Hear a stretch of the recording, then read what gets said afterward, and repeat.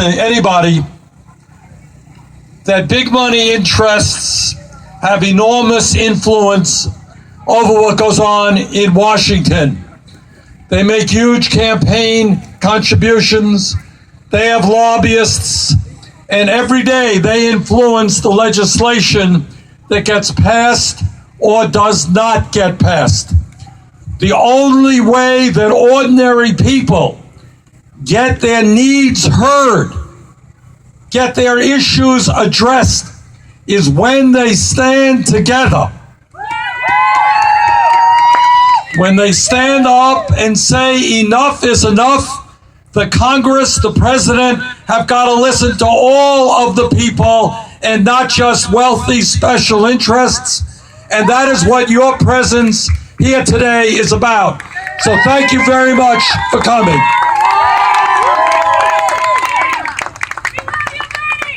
"25 years ago, our nation made it illegal to discriminate against Americans who have a disability.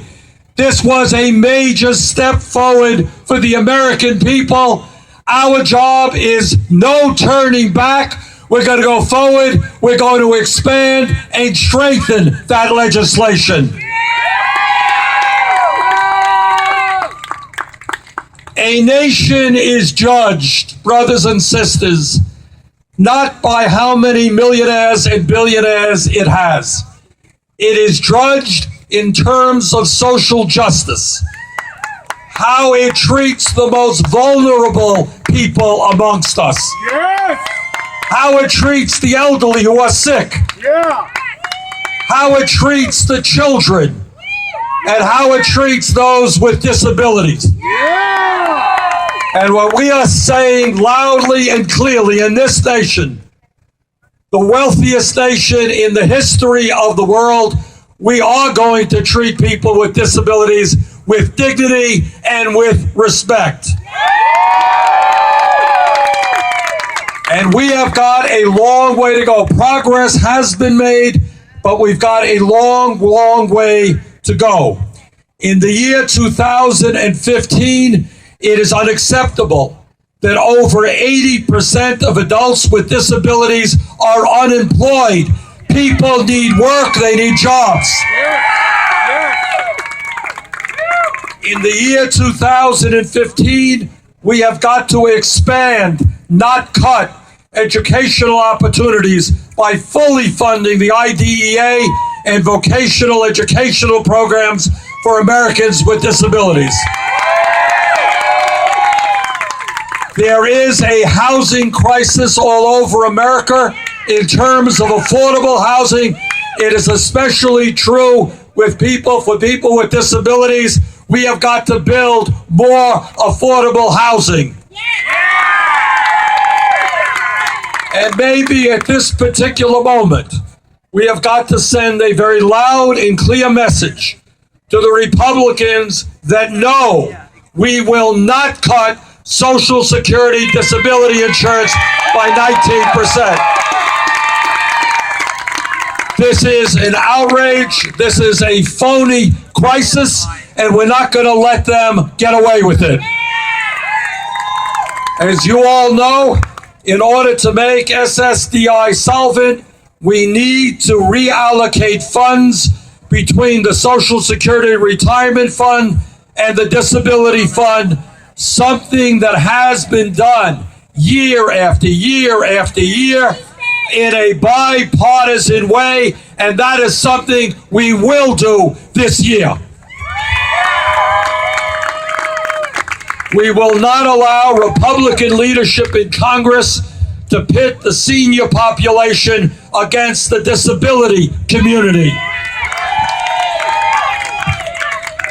While some of my Republican colleagues are saying that by reallocating money into the disability fund, we are taking funding away from the retirement fund and jeopardizing the retirement security of senior citizens, you know, and I know that is not true. And that is why every major organization in this country representing seniors and persons with disabilities supports the reallocation of these funds. The time has come loudly and clearly for us to tell the Republicans, stop playing games with the lives of people. We are not going to cut disability funding by 19% when millions of people with disabilities are barely getting by today. Furthermore, don't let anybody tell you that the Social Security Trust Fund is going broke. All of you know that Social Security can pay out every benefit owed to every eligible American for the next 19 years. Our job is not just to protect Social Security benefits, it is to extend and expand Social Security benefits. And the way we do that is to scrap the cap on taxable income. It is absurd that people making millions of dollars a year are contributing the same amount into Social Security as somebody making $118,000 a year. I have introduced legislation that lifts that cap. It would extend Social Security for decades and expand benefits for both the elderly and the disabled.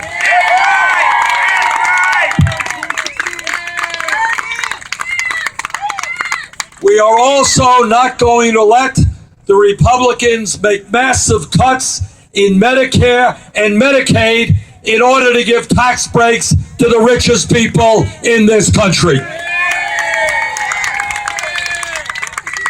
In fact, what we have got to do as a nation is join every other major country on earth and say loudly and clearly, health care is a right of all people, not a privilege. And that is why I believe we should move toward a Medicare for all single-payer program. As Franklin Delano Roosevelt reminded us many, many years ago, and I quote, "The test of our progress is not whether we add more to the abundance of those who have much. It is whether we provide enough for those who have little."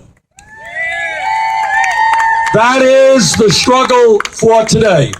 And when we have 45 million Americans living in poverty, when we have the highest rate of childhood poverty of any major country on earth, we know what our priorities must be.